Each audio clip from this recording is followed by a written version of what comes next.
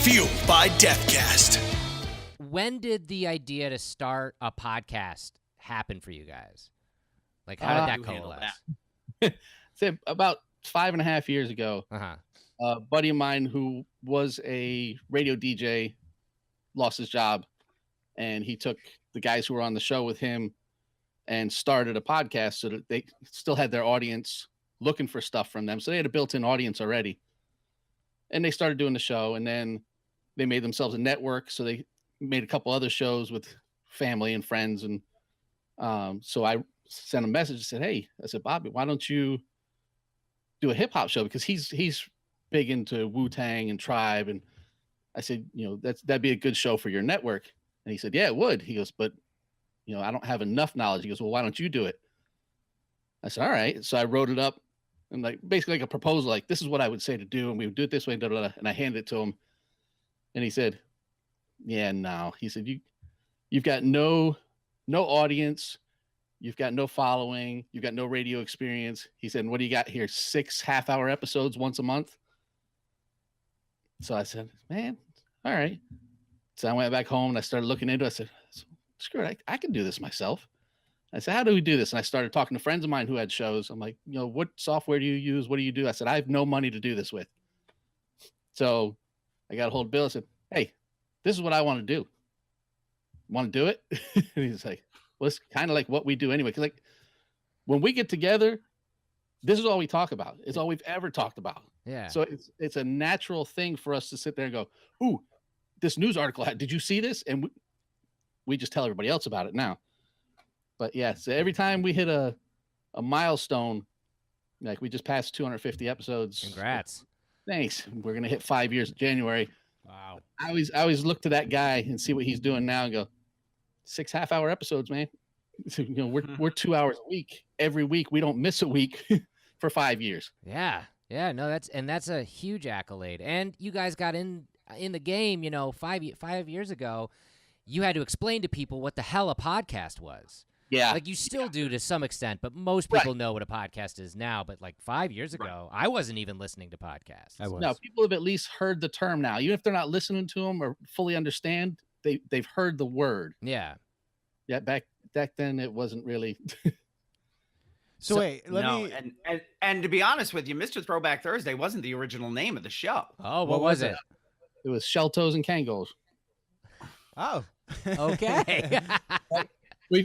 There was, okay, well, now you're going to start dealing with people with licensing and rights. And I don't want to try to, so yeah, we checked that before we aired. And he had started a page on Facebook called, Mr. Throwback Thursday, where every Thursday he would just post old school videos and people would post videos back and things like that. So he took the name and that's what he said to me. He goes, I want to turn this into a podcast.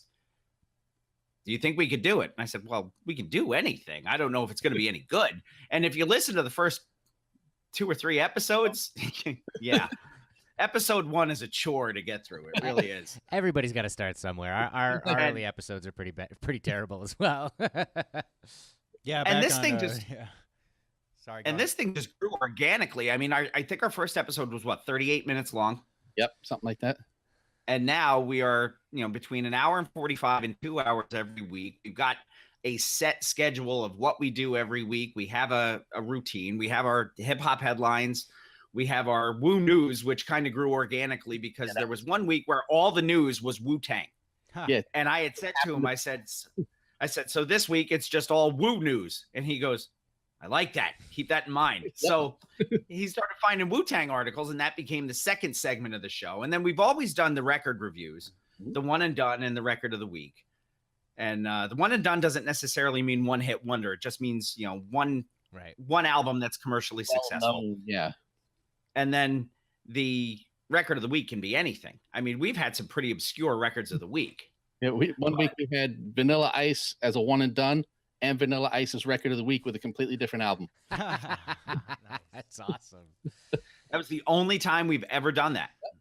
And then we have Bill Reed's lyrics, which is which is one of my favorite segments for sure. Which started off of a news article that we were doing about beef. And where is it? It was about Tupac having beef with Biggie. Yep. With Biggie. and I read some of the lyrics from an article, and Jamie's friend, our friend, we call him Grandmaster T, I guess called Jamie and said, "You need to have Bill read lyrics every single week." because he reads them like Dr. Seuss is what he said. And I said, "Yeah, that's perfect." So we took that idea and I don't know if you remember Deep Thoughts with Jack Handy. Yep. That's where the whole piano thing came from.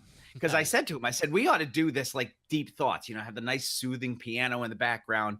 And you give me these lyrics about these most disgusting, vile things. I tried. So the first week we did it with the piano and everything, we had Acknell's Put It in Your Mouth, which is the grossest song. Yes, it is. So the juxtaposition of the nice, calm, soothing piano with, put it in your mouth, and people come from far and near. There are people who will watch our feed every week because we live stream now. Yep. That'll go away in the middle of the show and then come back for Bill Reed's lyrics because they don't want to miss it.